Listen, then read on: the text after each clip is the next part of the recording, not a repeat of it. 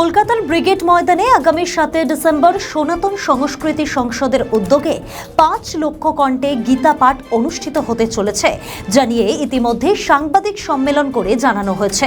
এমনকি প্রস্তুতি চলছে। এই বিশাল ধর্মীয় আয়োজনে 5 লক্ষ মানুষ একসাথে গীতা পাঠ করবেন বলে আশা করা হচ্ছে, যা বাংলার ইতিহাসে এক নজিরবিহীন ঘটনা হতে চলেছে বলে আয়োজকরা দাবি করেছেন।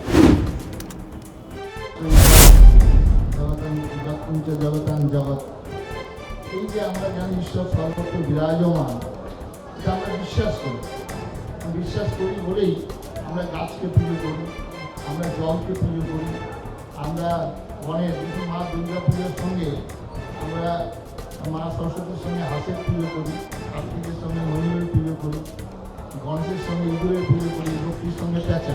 খাদ্য এবং খাদক একসঙ্গে বাস করে।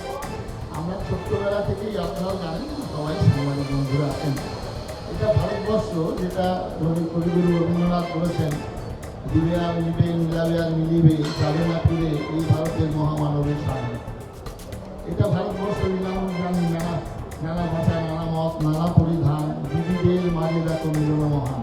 এই আদর্শে বিশ্বাসী বলেই 1947 সালের পর, দেশ বিভাজনের পর আমরা মেনে নিয়েছি।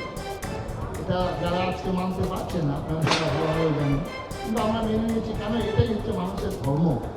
মানুষ সবাইকে নিয়ে থাকতে চায়। মানবতার এটাই হচ্ছে লক্ষণ, মানবতার কথা, যেটা আমাদের পূজ্য স্বামীজি বলছিলেন।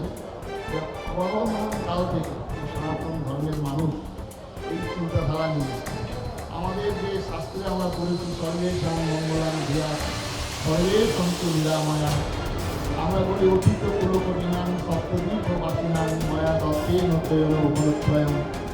আমরা একটা বিশ্বধর সাপ কামড়ালে মানুষ মারা যায়, সেই সাপটাও আমরা যুক্তরা দিয়ে পুজো করি ব্রাহ্মণরা। এই ধর্মে আমি, এই আদর্শে আমি আদর্শিত।